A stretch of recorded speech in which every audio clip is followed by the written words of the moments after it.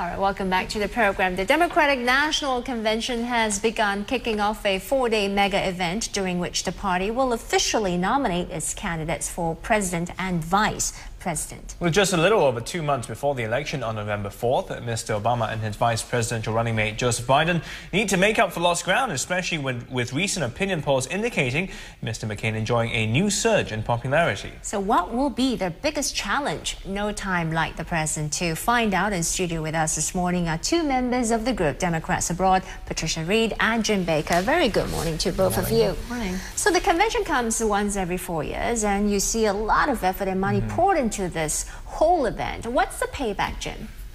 Well, you're trying to establish some kind of image and narrative of your candidate, and so it focuses the attention of the country on that, and so that's your opportunity, your chance to try to push that image and that message.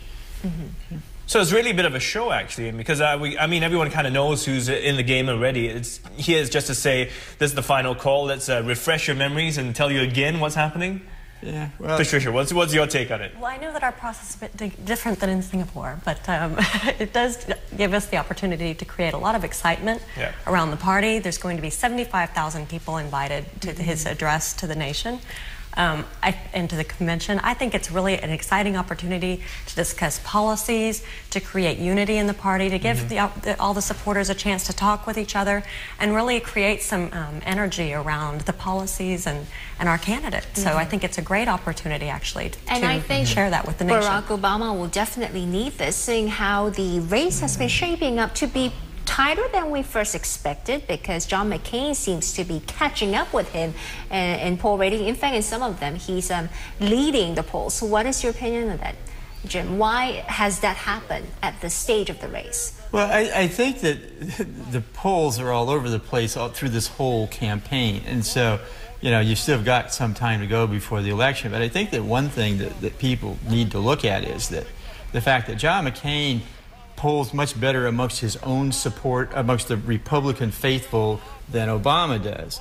Well, if you have a close election and that's true, Obama's job, I think you'll find the spread come as Obama convinces more and more Democrats who say to pollsters, I'm going to vote some other way, that he's got more room to grow. And I think that's an underlying part of the polls that people are forgetting. The people who are saying that they're going to vote for John McCain, former Hillary supporters, I just don't see down the road them being able to do that given his position on gender issues and reproductive rights. It's just, it's beyond the pale. Well, I mean, we know the polls have been kind of all over the place, as you mentioned, What about, let's talk a bit about his vice presidential running mate. He's picked Joe Biden, who has a wealth of experience, but some are saying it's good and bad for him. Well, that's predictable, right? I mean, whoever he chose, somebody's going to find a reason to criticize him. That goes without saying. What he did do by choosing Biden is not make a political choice. He chose who he thought was the best man for the job in this case. And Joseph Biden brings a wealth of experience in foreign policy. He's a very exciting candidate in terms of his expertise that he's bringing to the campaign. So I think it's a very good choice for him. He's taken the high road. He has not made a political choice. He's chosen the person who he thinks can best support him to do his job. But what do you think will be the downside with picking Joe Biden? Well, we can pick his downsides part, all we like. I mean, and there's plenty of people to do that for you. What I'm here to talk about is really about what's exciting about Biden, which is his experience, bringing, a bit of gravitas to the position and really looking, he has 30 years in the Senate. He knows his way around, and that's what we need to focus on. You've brought up two big main points for Joe Biden, but Clinton also has that with her. She has a wealth of experience. She's done a great job in the Senate, but why not Hillary Clinton then? Well, I think Hillary is a great asset to the Senate, to be frank. I mean, you really need someone in the Senate who is supporting Democratic policies, and she's going to be fantastic at being able to use her experience there in the Senate. I think that there was so much baggage, to be honest, within that relationship that she can actually be possibly more of an asset to Obama and to the Democratic Party in the Senate, lending her expertise there. Plus some of the baggage is Bill, too. And no matter how you slice it, if you're a presidential candidate, do you want him looking over your shoulder and speaking for you? And his own wife discovered that Bill speaking for you sometimes has downsides to it. Right. Yeah. So I guess Joe Biden, in this sense, is a safe choice. And, you know, you can't take chances. But at the same time, I mean, we've been talking a lot about how the supporters for Hillary Clinton, he's got to win those over. Do you think he's going to, I mean, by picking Joe Biden and not Clinton, I mean, that's miffed some of them. No, but I mean, honestly, if you look at the debate that they did in the church, and you're a woman that was supporting Hillary Clinton, and you look at what McCain is doing to pander to the right of his party, which frankly was his strength historically, that he didn't do that. That's why people had a lot of respect for him.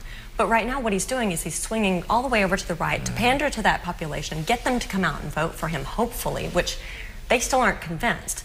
If you're a woman that was supporting Hillary Clinton, based on the policies that you support, you cannot possibly explain wanting to go and support McCain in the election. Worst case, I think they won't turn out to vote. I think best case, they will come to their sentences and say, we cannot possibly vote for a candidate like McCain, who is going to be choosing some incredibly important Supreme Court justices who could have some important influence in the decisions on reproductive rights and so forth. As a woman, they have to support Obama or not come out.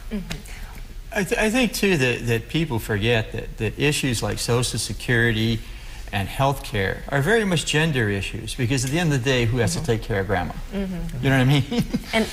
And so those health care, Social Security, those kinds of issues resonate with women in America, and Obama has the time to make his case to them and bring them over, and I don't think it's going to be that difficult at the end of the day. An interesting fact on that point with health insurance and so forth, they were interviewing McCain and asked him about, what about the little blue pill versus the pill? Insurance supports the little blue pill and reimburses that, but doesn't support the pill. How do you explain that? Right. How do you explain that to the women in America that are having to, you know, finance this decision? Think in that light, Michelle Obama is going to come on stage, and she's going to play a significant, pivotal role here in shaping her husband's image. She's going to open this convention night. How significant do you think? Obviously, we as Democrats want her to be a star. And I think that she's gotten a little bit of a bum rap from, but you know, the 24-hour news cycle always needs a new story, and they pick on things, you know, just to keep the story going. And it's like the press at the convention right now. Oh, the Clintonites are still upset. Well, what are you going to talk about? Right. That makes much better stories than unity. Right. But so you think she's got what it takes to sort of... I believe so, yeah. And I think that people will see that. Come on, she's a Harvard law grad. Yeah. You know, you don't get that degree unless you've got something going for you. Well, let's turn the attention to Asia, because Asia is very interested to know also how this is going to play out for them. I mean, with Obama, let's say he does win, how do you think that's going to affect relations with the rest of Asia? I think that a key view of Asia that Obama and the people advising him have, and this is true of Joe Biden as well, is that they have... We constantly hear about the relations with China, but I think that you will see here amongst the people who advise him and from him is a view of the subcontinent, of placing it more central to American foreign policy, and not just seen as some kind of sidelight to the war on terror. That India is a rising power, and Pakistan and India are serious international questions. They have nothing, you know, they always see it in the frame of the Taliban and Afghanistan. Well, I think that the people around him see India, Pakistan in a different kind of light, and they want to move it into a more central part of American foreign policy. And if you look at Obama's personality, like more generally, he's had a wealth of international experience outside of the continental United States. And I think just having had that experience allows him to relate to other countries, whether it's Asia, whether it's Europe, whether it's Africa, much more effectively than possibly another candidate. I think, too, that there are many people outside America who want to repair their relations with America.